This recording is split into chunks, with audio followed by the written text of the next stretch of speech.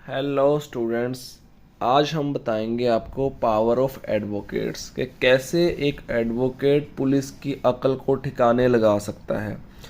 तो इससे पहले आपको एक चीज़ जाननी पड़ेगी कि ऑफेंस कितनी तरह के होते हैं। सबसे पहले ये जानिए कि ऑफेंस होते हैं दो तरह के, cognizable offence, non cognizable offence. तो आज हम पहले बताएंगे आपको कॉग्निजेबल ऑफेंस के बारे में। कॉग्निजेबल ऑफेंस है सेक्शन 2C CRPC के अंदर लिखा हुआ है कॉग्निजेबल ऑफेंस के बारे में। इसमें इजी लैंग्वेज में बता देते हैं तो आपको कि कॉग्निजेबल ऑफेंस वो होते हैं जिसमें फैक्ट्स होते हैं जो कंप्लेंट के वो सीरियस नेचर के होते हैं। तो इसमें पुलिस की ड्यूटी क्या बनती है कि एफआईआर को रजिस्टर करे और इन्वेस्टिगेशन अपना स्टार्ट करे। तो अब बात करते हैं नॉन कॉग्निजेबल ऑफेंस की। Non cognizable offence section 2L CRPC में डिफाइन है। इसमें क्या होता है, जो फैक्ट्स होते हैं वो नॉन सीरियस नेचर के होते हैं कि थोड़ा कम सीरियस वाले होते हैं। उसमें पुलिस की ड्यूटी क्या बनती है, 155 क्लोज 1 CRPC को फॉलो करना।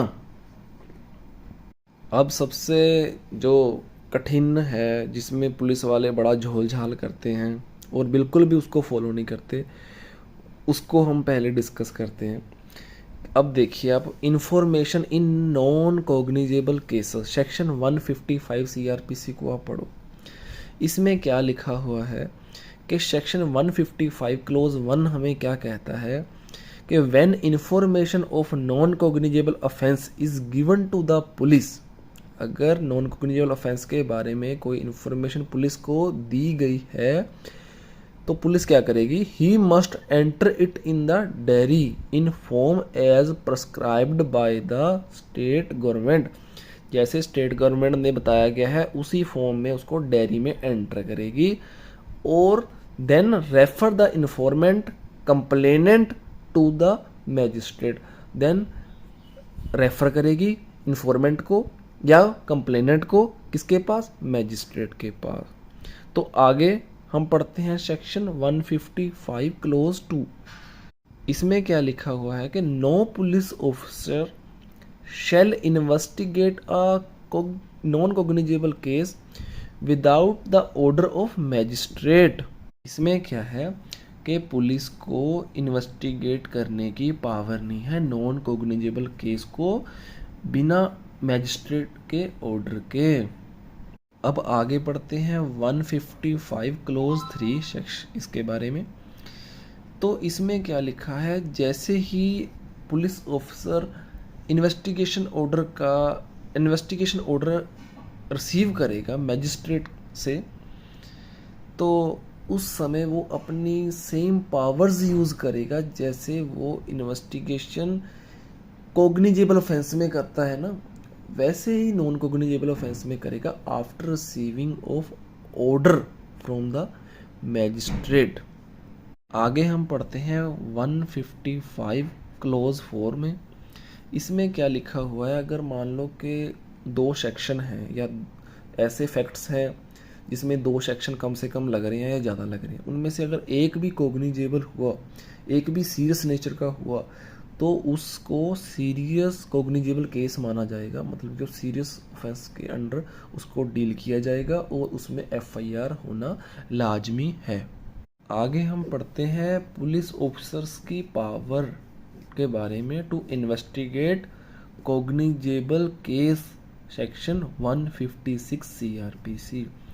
इसमें क्या लिखा है कि as per section 156 officer may without the order of magistrate investigate any cognizable case which the court has jurisdiction.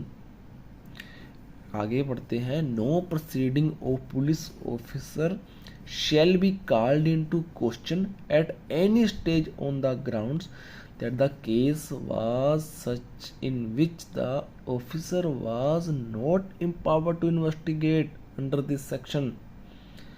आगे, magistrate empowered under section 190 may also order an investigation। ये section हमारा इन्वेस्टिगेशन के रिलेटेड है। आगे हम आपको बताएंगे procedure for investigation section 157 CrPC में। अब देखिए इसमें सेक्शन 157 क्लोज 1 क्या कहता है कि the procedure which needs to be followed the code by police officer is provided under section 157। जिस प्रोसीजर कोड को फॉलो करना है पुलिस ऑफिसर ने, उसको किस सेक्शन में दिया गया है? सेक्शन 157 में। When a police officer has reason to suspect that an offence is committed which he has power to investigate under section 156 shall forthwith send a report of the same to the magistrate empowered to take cognizance upon a police report and the proceed in person or through his subordinate to the spot to the investigate the facts and circumstances of the case and take measures for the discovery and arrest of the offender। ये है अगर कोई भी offence है जो cognisable offence है तो उसमें बताता है कि पुलिस कैसे काम करेगी। एफआईआर रजिस्टर करेगी तो पुलिस रिपोर्ट को मैजिस्ट्रेट के पास सेंड करेगी और थ्रू पर्सन भी वो खुद पेश कर सकता है और सबॉर्डिनेट ऑफिसर के थ्रू भी पेश कर सकता है और उसमें अपना इन्वेस्टिगेशन वो शुरू करेगा और ऑफेंडर्स का अरेस्ट पाएगा।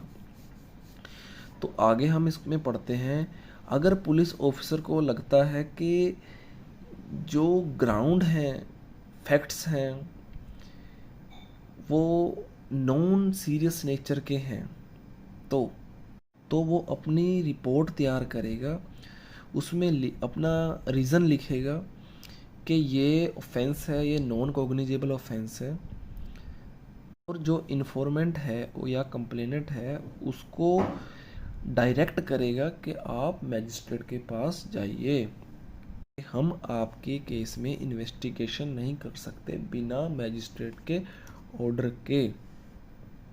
पर इसमें जो इन्फॉर्मेंट और कंप्लेनेंट को नोटिफाई किया गया है बाय पुलिस ऑफिशियल्स कि आप मैजिस्ट्रेट के पास जाइए, ये आपका जो केस है वो नॉन सीरियस नेचर का है, नॉन कॉग्निजेबल ऑफेंस है इसमें। तो जो नोटिफाई करने का प्रोसीजर है वो ऐसा होना चाहिए जो स्टेट गवर्नमेंट ने बताया है उनको। अब अगर कोई भी पुलिस ऑफिसर इनमें से किसी भी प्रोसीजर को फॉलो नहीं करता, किसी भी सेक्शन को कंप्लाई नहीं करता, तो उसके ऊपर सेक्शन 166 एंड 166 ए आईपीसी के अंडर केस बनेगा और जिसमें आप देख सकते हो 1 साल की सज़ा है 166 के अंदर। है बेलेबल पर है भी लेस सीरियस नेचर का, तो एक कंपाउंडेबल है। कंपाउंडेबल मतलब इसमें समझौता कर सकती है अगर पार्टी चाहे। और दूसरा है 160 ए सीआर मतलब के आईपीसी, तो इसमें भी बता रखा है कि अगर पब्लिक सर्वेंट है जो वो डिसओबे करता है डायरेक्शन अंडर लॉ, जैसे उसको बताया गया है उसको वैसे काम नहीं करता, ये दोनों को आपने लिख के 156(3) में आपने कंप्लेंट डाल देनी है और जैसे जज को फिटर लगेगा उसने पुलिस वाले के ऊपर कार्रवाई कर देनी है और उसको सस्पेंड कर देना है। इसमें भी 6 महीने से 2 साल की सज़ा है, ये भी बेलेबल है और इसमें भी आप चाहें तो समझौता कर सकते हैं।